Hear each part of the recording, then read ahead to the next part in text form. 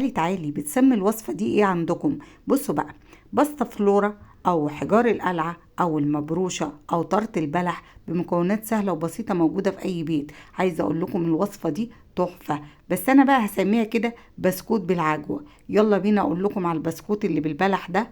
بصوا تحفة. عايزة اقول لكم من الاخر، شايفين انتوا طالع عامل ازاي؟ طبعا هو لسه سخن وده بيتقطع وهو بارد، بس انا طبعا مستعجله كالعاده وعشان اعمل لكم الفيديو. يلا بينا على المقادير ونتفرج بقى على الباستا فلورا او طرط البلح من ايد تيتا هيبقى عامل ازاي. كده مقاديرنا سهله وبسيطه. بصوا بقى حبايبي، ربع كوبايه من السكر، عليهم ايه كوبايه الا ربع من الايه من الزيت، عليهم ايه بضايه، وعليهم سنه فانيليا. قلبي الخليط بتاعنا ده كده كويس. معانا بقى كوبايتين ونص من الدقيق. هننزل بقى بأول كوباية كده وهنلفها بالمضرب، وبعد كده نشيل المضرب بتاعنا ونبدأ بقى نقلب ايه البسكوتة بتاعتنا دي بالراحة كده بإيدينا، ما بتتعجنش. نزلنا زي ما بقول لكم كده بالكوباية، لفتها لفة كده بالمضرب، واشيل بقى المضرب بتاعنا وانزل بالكوباية التانية تدريجيا. ومعايا نص كوباية هنركنه بقى على جنب.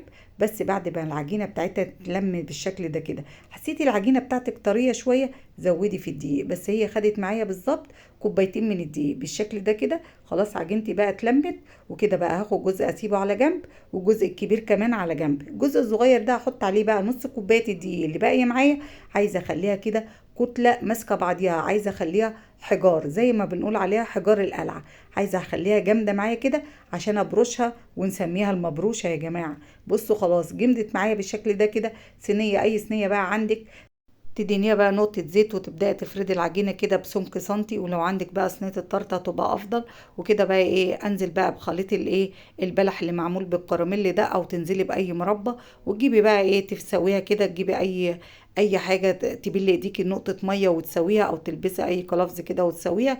وكده بقى إيه ما توصليش الحشوة بتاعتك للأطراف.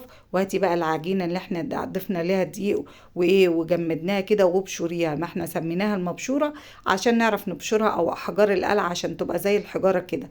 وكان باقي معايا كام قطعه زوقتها وطلعت من الفرن بالشكل ده. عايزه اقول لكم التصوير ظالمها. يلا بينا بقى كده. بصوا عايزه اقول لكم بس لازم تهدى.